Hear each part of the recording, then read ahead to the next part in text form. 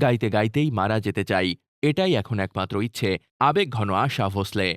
বয়স ৯১, তবে এই বয়সে এসেও একাই নিজের সুরেলা কণ্ঠে মঞ্চ জমিয়ে দিতে পারেন আশা ভোঁসলে।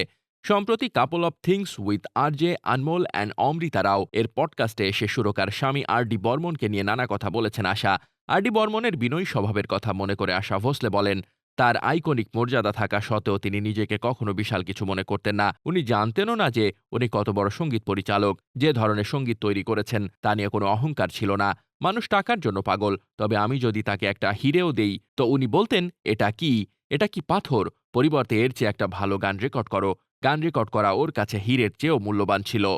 আশা তাদের ডাকনাম সম্পর্কেও কথা বলতে গিয়ে বলেন, আগে আমি তাকে পঞ্চম বলে ডাকতাম, তারপর আমি একটা গান গেয়েছিলাম বাবুয়া, এরপর থেকে তিনি আমাকে ওই নামেই ডাকতেন। সময়ের সঙ্গে সঙ্গে এটা আরো ছোট হয়ে বাব হয়ে গিয়েছিল, তবে লোকজনের সামনে উনি আমাকে আমার নাম ধরেই ডাকতেন। মঞ্চে গান গাওয়ার সময় মানসিক চাপের কথাও সামনে এনেছেন আশা। তার কথায়, স্টুডিওতে একজন সঙ্গীত পরিচালক উপস্থিত থাকলে সবকিছু সহজ হয়ে যায়, তবে মঞ্চে তিনি থাকেন না। মঞ্চে আবেগ পুরো বিষয়টি দখল করে রাখে।